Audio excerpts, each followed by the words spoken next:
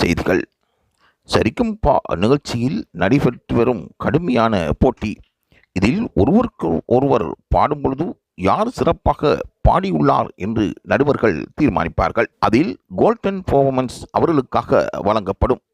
வெற்றியாளர்களை தெரிவு செய்து இறுதிச் சுற்றுக்கு தற்பொழுது நகர்வுகள் மேற்கொள்ளப்பட்டு வருகின்றன.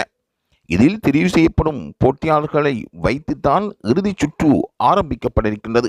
6 போட்டியாளர்கள் மட்டும் இறுதிச் சுற்றில் கலந்து கொள்ள முடியும். அந்த வகையில் தேவயானியின் மகளுக்கும் ஹரிஸுக்கும் இடையில் சிறப்பாக போட்டிகள் நடைபெற்று வருவதாக கூறப்படுகின்றது.